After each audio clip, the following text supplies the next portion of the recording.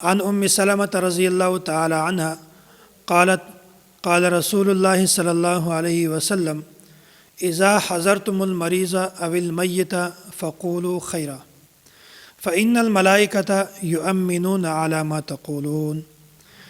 المؤمنین سلمة رضی الله تعالی عنها دا د رسول الله صلی الله علیه وسلم د یو ارشاد نقل کوي، یی چې کله تاسو د یو بیمار سړي پښتنه ترڅي د یو سړي عیادت ترڅي تیمارداری ترڅي یا تاسو د غاسه د یو مړي جنازه ترڅي یا تاسو یو وخت کې ښه خبره کوي د یو سړي د پورا داو کوي کیم سړی بیمار وي د یو د روغ صحت داو ورته وکړي د یو د پورا او که یو کس مړی بیا د یو د مغفرت او د بخښنې داو کوي.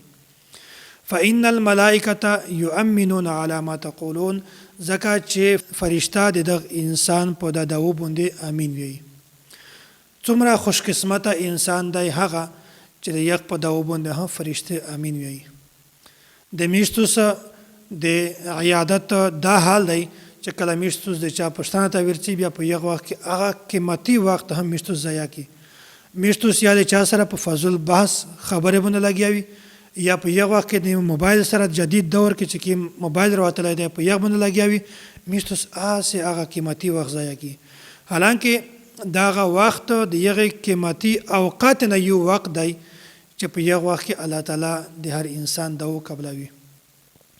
نو په چاردو چې کله هم مشتو د چا پښتنه ته بیا په یو وخت کې د بیمار سړي پښتنه ته او په یو وخت کې د خلینه ښه خبره وبوسه د یو بیمار سړي د پورا د صحت داو کوي او کچیر د مړی ته ورشي بیا په یو وخت کې د مغفرت داو ورته کوي. د میشتو د غفلت او د سستی دا حال دی چې میشتو د دغه وخت قدر نه کوي.